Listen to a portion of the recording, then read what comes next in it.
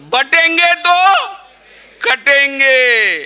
ते म्हणतात मोदी साहेब बटेंगे तो कटेंगे, आणि आम्हाला बाटून राहिले ना, आम्हाला काटून राहिले. आणि म्हणून अगोदर भांडण लावलं आणि नंतर जी.आर. काढला की खुल्या वर्गामध्ये तुमचा प्रवेश बंद. म्हणजे आमची कोंडी करण्याचा प्रयत्न सुरू आहे. उद्या जर बौद्ध समाज खुल्या वर्गवारीमध्ये म्हणू शकतो की ठीक आहे द्या यांना, आम्ही पाहतो खुल्या वर्गवारीमध्ये पाहतो आम्ही, तर खुल्या वर्गवारीमध्ये आमचे मार्ग बंद करून टाकले. अरे मी म्हणतो की या महाराष्ट्र राज्यामध्ये 18 विद्यापीठ आहेत, एकही विद्यापीठामध्ये अनुसूचित जातीचा कुलगुरू नाही. जर भाजप सरकारला यांना न्याय द्यायचा असेल तर नका करू महाराजांना कुलगुरू. अरे मातंगांना तर कुलगुरू करा, तुम्ही चांभारांना तर कुलगुरू करा. या देशामध्ये 34 IITs आहेत. एकाही IITs मध्ये अनुसूचित जातीचा संचालक नाही, डायरेक्टर नाही.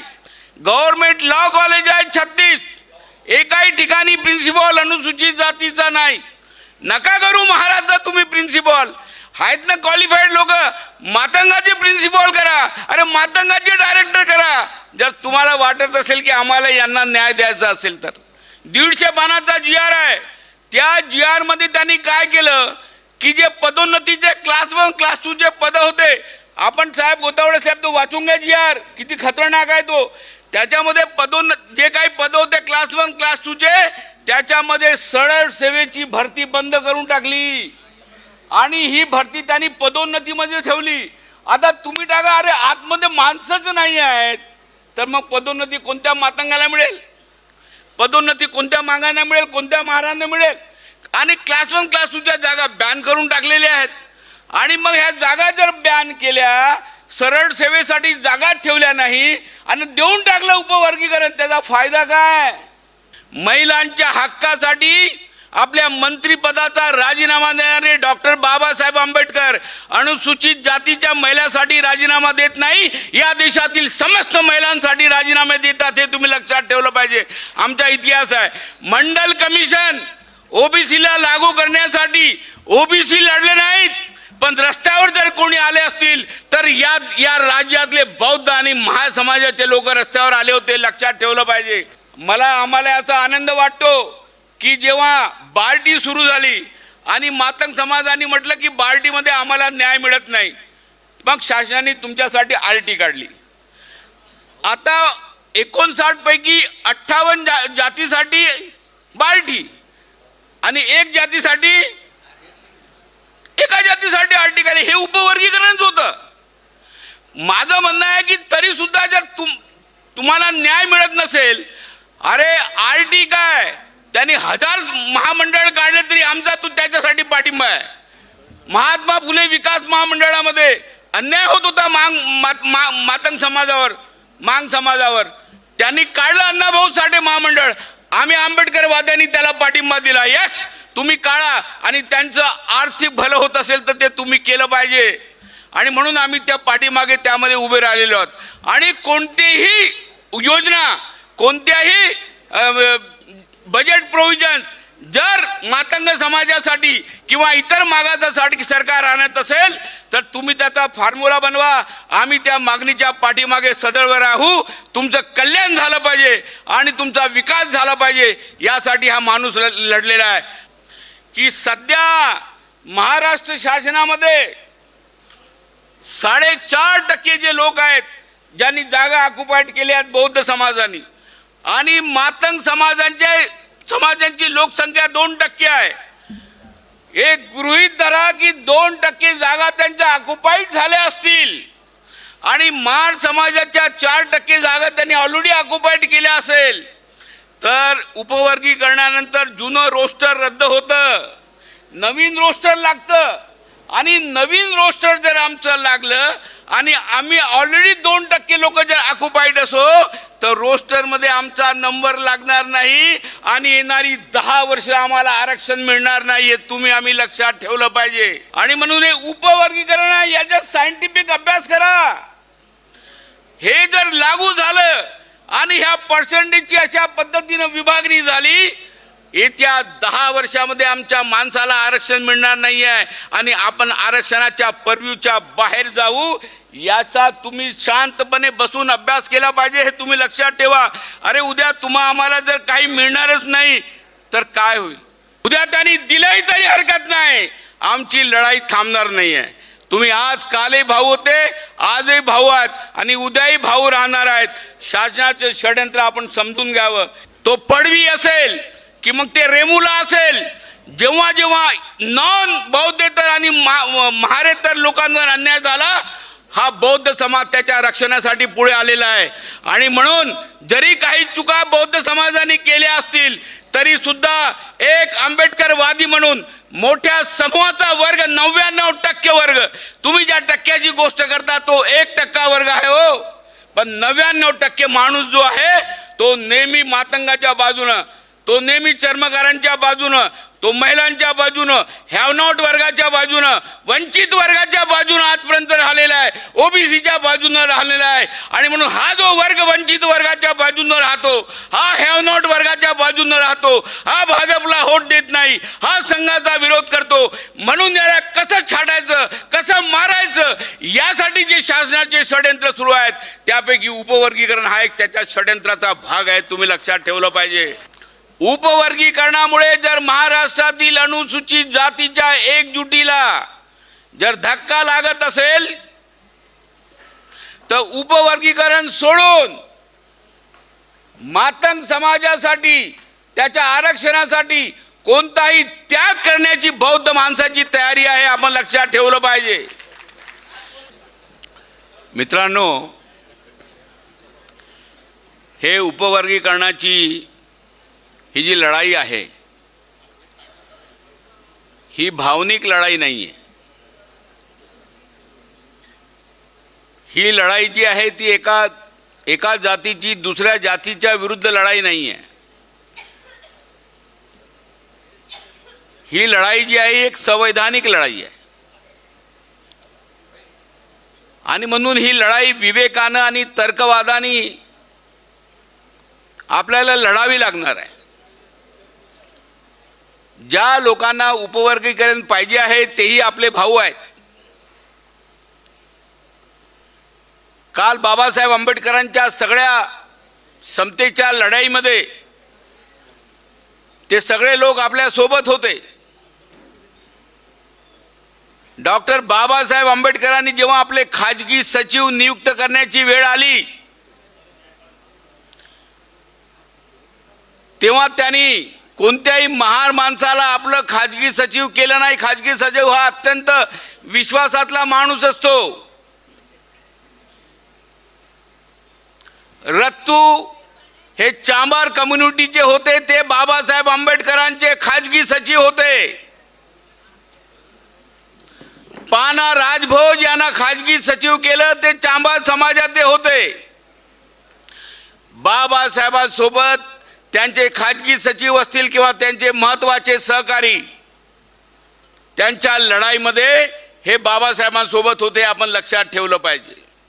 मी हे मान्य करतो की अलीकडे उपवर्गीकरणाच्या नावावर काही आमचे जे बंधू आहेत त्यांचे काही गैरसमज झाले असतील, समज झाले असतील.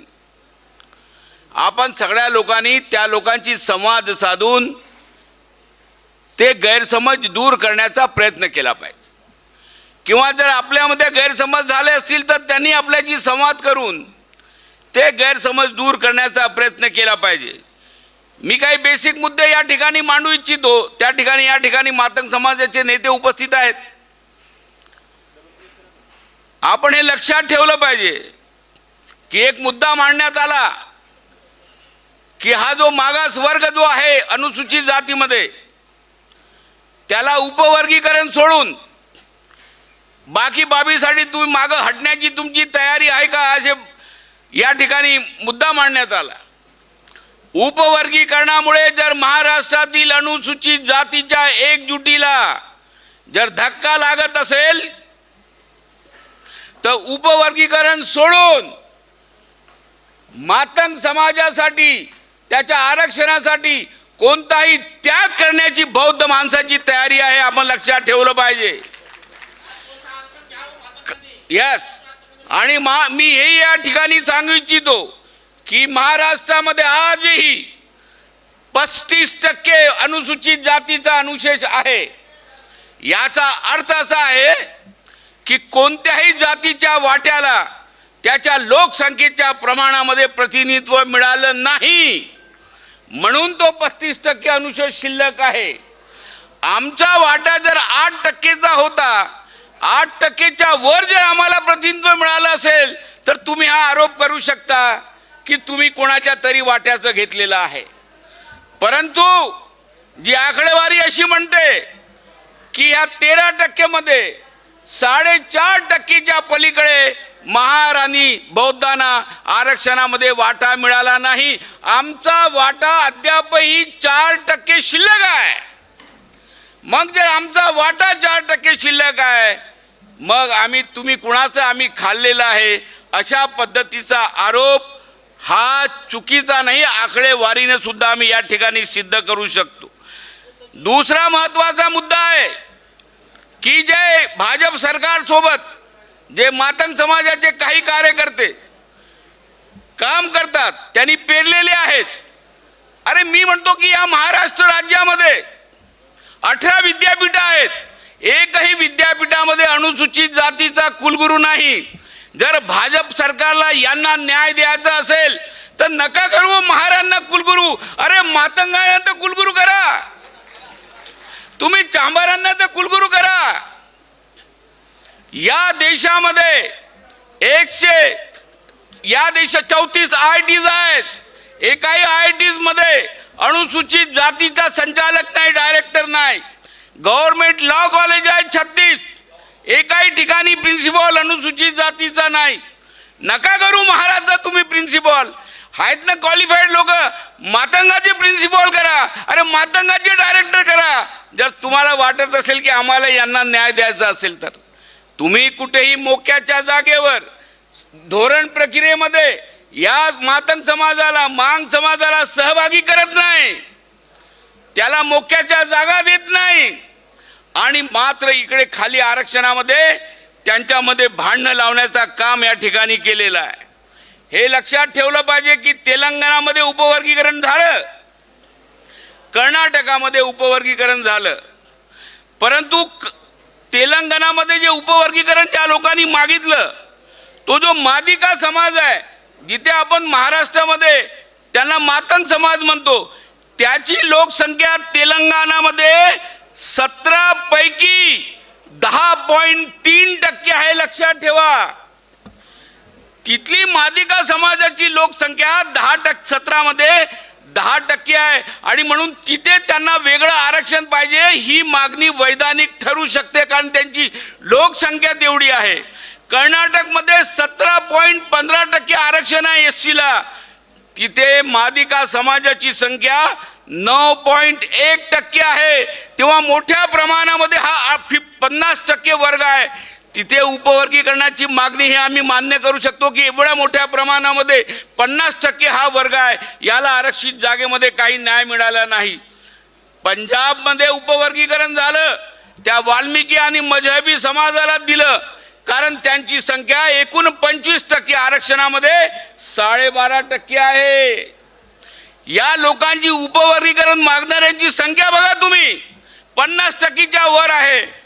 आपण सर या महाराष्ट्रामध्ये फक्त 2% आहोत आणि आपण 13% लोकांचं उपवर्गीकरण मागतो. हे वैधानिक आपल्या डोक्याला तरी पटतंय का? याचा तुम्ही गंभीरपणे विचार केला पाहिजे. तुम्ही विचार करा.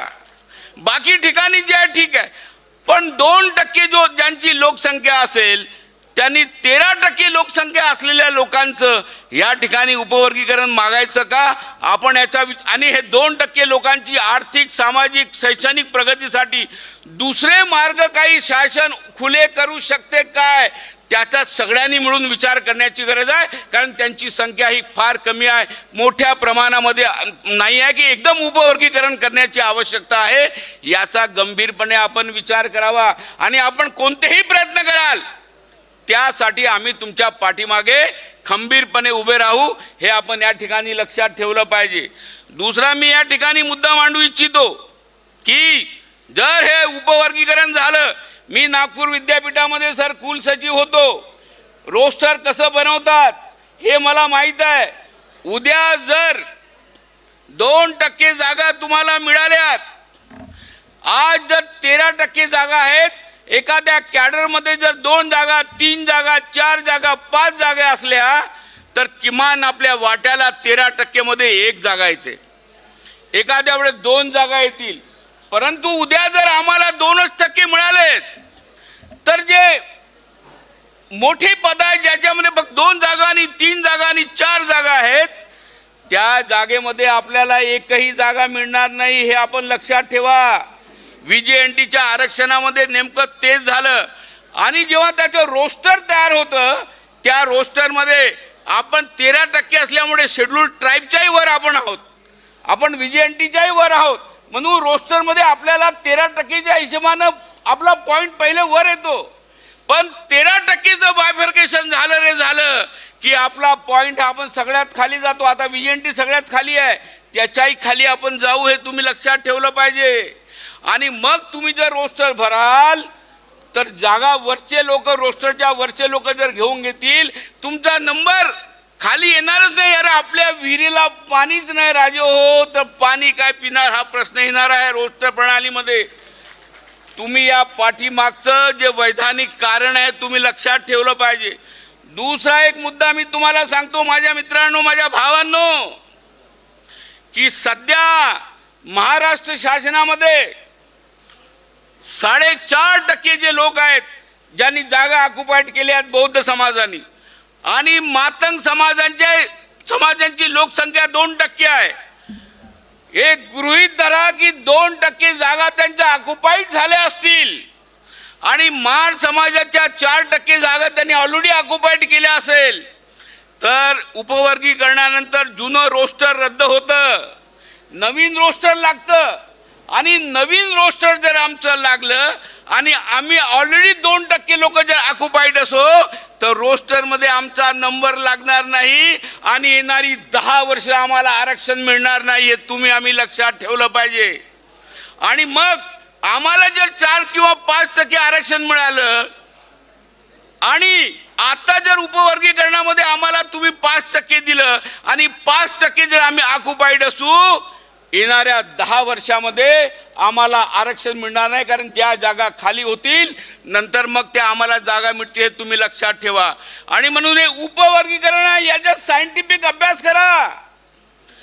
हे जर लागू झालं आणि ह्या पर्सेंटेजची अशा पद्धतीने विभागणी झाली, येत्या 10 वर्षामध्ये आमच्या माणसाला आरक्षण मिळणार नाही आहे आणि आपण आरक्षणाच्या पर्व्यूच्या बाहेर जाऊ. याचा तुम्ही शांतपणे बसून अभ्यास केला पाहिजे, हे तुम्ही लक्षात ठेवा. अरे उद्या आम्हाला जर काही मिळणारच नाही तर काय होईल? आज आपण म्हणतो की 4 राज्यामध्ये उपवर्गीकरण लागू झालं, 4 राज्यामध्ये उपवर्गीकरण लागू झालं, पण बाकी 29 राज्य आहेत, ह्या 25 राज्यामध्ये उपवर्गीकरण लागू काय नाही झालं हा प्रश्न का विचारत नाही आपण? 25 राज्यामध्ये, कारण तिथे जी संख्या कॉग्निजेबल पाहिजे विशिष्ट अनुसूचित जातीची, ती कॉग्निजेबल संख्या नाही आहे. इतर अनेक राज्यामध्ये अनेक अनुसूचित जातीचे प्रभाग आहेत, पण त्यांची संख्या जी आहे काही ठिकाणी 2%, काही 3%, काही 1.5% आहे. आणि म्हणून ह्या लोकसंख्येच्या प्रमाणामध्ये त्यांना उपवर्गीकरण देणं उचित होणार नाही. म्हणून 25 राज्यांनी अद्यापर्यंत उपवर्गीकरणाला हात लावणार नाही, हे तुम्ही आम्ही लक्षात ठेवलं पाहिजे. आणि म्हणून उपवर्गीकरणाने आज 2 मार्ग आपण हे लक्षात ठेवा. इकडे महार मातंग असं भांडण लावून दिलं उपवर्गीकरणामध्ये, आणि मग बौद्ध माणूस म्हणायला लागला की ठीक आहे ना, आम्हाला नको आरक्षण, ठीक आहे द्या उपवर्गीकरण, आम्ही आता ओपन मध्ये कॉम्पीट करू. जसं ओपन मध्ये कॉम्पीट करू अशी भाषा बोलायला लागलो, तिकडे ओपनचे दरवाजे बंद केले. हे लक्षात ठेवा. आपण हे कधी दरवाजे बंद केले? अरे तुम्हाला हा GR काढायचा होता, हे उपवर्गाचं वारं वाढण्याच्या पूर्वीच काढता आलं असतं, पण त्याला माहित होतं हे जर पूर्वी GR काढला हे महार मातंग सगळे एका ठिकाणी येतील आणि आपल्या अंगावर तुटून पडतील. पहिले यांना याचं पहिले बटेंगे तो कटेंगे, ते म्हणतात मोदी साहेब बटेंगे तो कटेंगे, आणि आम्हाला बाटून राहिले ना आम्हाला काटून राहिले. आणि म्हणून अगोदर भांडण लावलं आणि नंतर GR काढला की खुल्या वर्गामध्ये तुमचा प्रवेश बंद. म्हणजे आमची कोंडी करण्याचा प्रयत्न सुरू आहे. उद्या जर बौद्ध समाज खुल्या वर्गवारीमध्ये म्हणू शकतो की ठीक आहे द्या यांना, आम्ही पाहतो खुल्या वर्गवारीमध्ये पाहतो आम्ही, तर खुल्या वर्गवारीमध्ये आमचे मार्ग बंद करून टाकले. दुसरा एक आता GR काढला काल परवा, 150 पानाचा GR आहे. त्या GR मध्ये त्यांनी काय केलं की जे पदोन्नतीचे क्लास 1 क्लास 2 चे पद होते, आपण साहेब गोतावडे साहेब तो वाचून घ्या GR, किती खतरनाक आहे तो. त्याच्यामध्ये जे काही पद होते क्लास 1 क्लास 2 चे, त्याच्यामध्ये सरळ सेवेची भरती बंद करून टाकली आणि ही भरती त्यांनी पदोन्नतीमध्ये ठेवली. आता तुम्ही टाका, अरे आतमध्ये माणसंच नाही आहेत तर मग पदोन्नती कोणत्या मातंगाला मिळेल, पदोन्नती कोणत्या मागांना मिळेल, कोणत्या महाराजांना मिळेल. आणि क्लास 1 क्लास 2 च्या जागा बॅन करून टाकलेल्या आहेत. आणि मग ह्या जागा जर बॅन केल्या, सरळ सेवेसाठी जागा ठेवल्या नाही आणि देऊन टाकलं उपवर्गीकरण, त्याचा फायदा काय. डायरेक्ट रिक्रुटमेंट मधल्या जागा हा दुसरा GR काढलेला आहे. तुम्ही हे षडयंत्र समजून घ्या शासनाचं, की एकंदरीत तुमच्यामध्ये भांडण लावून एकंदरीत आरक्षण कशा पद्धतीनं हे कालबाह्य करण्याचा प्रयत्न करत आहेत आणि तुम्हाला आरक्षित पदावरून कशा पद्धतीनं दूर करण्याचा हे लोक प्रयत्न करत आहेत. आपण याची अत्यंत शांतपणे या ठिकाणी मांडणी केली पाहिजे. आम्हाला याचा आनंद वाटतो की जेव्हा बार्टी सुरू झाली आणि मातंग समाजाने म्हटलं की बार्टीमध्ये आम्हाला न्याय मिळत नाही, मग शासनाने तुमच्यासाठी RT काढली. आता 59 पैकी 58 जातीसाठी बार्टी आणि एका जातीसाठी RT काढली. हे उपवर्गीकरणच होतं. माझं म्हणणं आहे की तरी सुद्धा जर तुम्हाला न्याय मिळत नसेल, अरे RT काय, त्यांनी 1000 महामंडळ काढले तरी आमचा त्याच्यासाठी पाठिंबा आहे. काढावं सरकारने, द्यावं न्याय. महात्मा फुले विकास महामंडळामध्ये अन्याय होत होता मातंग समाजावर, मांग समाजावर. त्यांनी काढलं अण्णाभाऊ साठे महामंडळ, आम्ही आंबेडकरवाद्यांनी त्याला पाठिंबा दिला. यस, तुम्ही काढा आणि त्यांचं आर्थिक भलं होत असेल तर ते तुम्ही केलं पाहिजे. आणि म्हणून आम्ही त्या पाठीमागे त्यामध्ये उभे राहिलेलो आहोत. आणि कोणतीही योजना, कोणत्याही बजेट प्रोव्हिजन्स जर मातंग समाजासाठी किंवा इतर मागासासाठी सरकार आणत असेल तर तुम्ही त्याचा फॉर्म्युला बनवा. आम्ही त्या मागणीच्या पाठीमागे सदैव राहू. तुमचं कल्याण झालं पाहिजे आणि तुमचा विकास झाला पाहिजे, यासाठी हा माणूस लढलेला आहे. आणि भलाही RSS मधनी काही बौद्ध भिक्षूंचा ग्रुप काढला असेल, पण आमचा इतिहास आहे महिलांच्या हक्कासाठी आपल्या मंत्रिपदाचा राजीनामा देणारे डॉक्टर बाबासाहेब आंबेडकर अनुसूचित जातीच्या महिलांसाठी राजीनामा देत नाही, या देशातील समस्त महिलांसाठी राजीनामे देतात. हे तुम्ही लक्षात ठेवलं पाहिजे. आमचा इतिहास आहे. मंडल कमिशन ओबीसीला लागू करण्यासाठी ओबीसी लढले नाहीत, पण रस्त्यावर जर कोणी आले असतील तर या राज्यातले बौद्ध आणि महासमाजाचे लोक रस्त्यावर आले होते. लक्षात ठेवलं पाहिजे. आम्ही आपल्या कल्याणासाठी लढलो नाहीत, दुसऱ्याच्या कल्याणासाठी लढलो. आणि मग पोचीराम कांबळे मातंग समाजाचे होते, तो पडवी असेल की मग ते रेमुला असेल, जेव्हा जेव्हा नॉन बौद्धेतर आणि महारेतर लोकांवर अन्याय झाला, हा बौद्ध समाज त्याच्या रक्षणासाठी पुढे आलेला आहे. आणि म्हणून जरी काही चुका बौद्ध समाजाने केल्या असतील तरी सुद्धा एक आंबेडकरवादी म्हणून मोठ्या समूहाचा वर्ग 99% वर्ग, तुम्ही ज्या टक्क्याची गोष्ट करता तो 1% वर्ग आहे हो, पण 99% माणूस जो आहे तो नेहमी मातंगाच्या बाजूनं, तो नेहमी चर्मकारांच्या बाजूनं, तो महिलांच्या बाजूनं, हॅव नॉट वर्गाच्या बाजूनं, वंचित वर्गाच्या बाजूनं आजपर्यंत राहिलेला आहे, ओबीसीच्या बाजूनं राहिलेला आहे. आणि म्हणून हा जो वर्ग वंचित वर्गाच्या बाजूनं राहतो, हा हॅव नॉट वर्गाच्या बाजूनं राहतो, हा भाजपला वोट देत नाही, हा संघाचा विरोध करतो. म्हणून याला कसं छाटायचं, कसं मारायचं, यासाठी जे शासनाचे षडयंत्र सुरू आहेत त्यापैकी उपवर्गीकरण हा एक त्याच्या षडयंत्राचा भाग आहे. तुम्ही लक्षात ठेवलं पाहिजे. उद्या त्यांनी दिलंही तरी हरकत नाही, आमची लढाई थांबणार नाही आहे. तुम्ही आज कालही भाऊ होते, आजही भाऊ आहात आणि उद्याही भाऊ राहणार आहेत. शासनाचे षडयंत्र आपण समजून घ्यावं. पुन्हा एकदा मंथन करूया. या ठिकाणी कोणी बोलत असले ना, समोरून काही बोलत असले तरी तुम्ही राग मानू नका. असं समजा ही लोकसभा आहे. लोकसभा आहे. लोकसभेमध्ये एखादा वक्ता बोलला की बाकी खासदार मध्ये बोलतात. तसे हे आमचे खासदार आहेत. तुम्ही वाईट मानून घेऊ नका. मग आमचा एक वक्ता बोलला तर तुमचे काय खासदार बोलायला लागले. हे वॉलमध्ये आले होय ते. तर ही लोकसभा आहे. ह्या लोकसभेमध्ये तुम्ही आम्ही प्रतिनिधित्व आहे आणि आपली ट्रायल सुरू आहे लोकसभेत जाण्याची. ही ट्रायल सुरू आहे की लोकांनी कितीही विरोध केला तरी मातंग समाजाचा वक्ता हा लोकांच्या विरोध असताना सुद्धा तो माईकवर बोलू शकतो, आपले विचार मांडू शकतो. ही ट्रायल आहे राजे हो. हे तुम्हाला लोकसभेमध्ये पाठवण्यासाठी आम्ही सुरू केलेली ट्रायल आहे. आणि तुम्ही आणि आम्ही मिळून या देशाच्या धोरण प्रक्रियेमध्ये सामील होऊ. या देशाचं राज्य आपण हे काबीज करू. जाताना फक्त एवढंच म्हणेल की हम उसी को रहबले काबिल समझते हैं जो हस्ती को सफर और कब्र को मंजिल समझते हैं. वो दोस्तों पर मुझे नाज है कि मनहूस समाजी ढांचों में जहाँ जुल्म न पाले जाएंगे, न हाथ काटे जाएंगे, न सर उछाले जाएंगे, जेलों के बिना दुनिया की सरकार चलाई जाएंगी. वो सुबह कभी तो आएंगी, वो सुबह कभी तो आएंगी. जय भीम, जय भारत. आप देख रहे हैं लॉर्ड बुद्धा टीवी.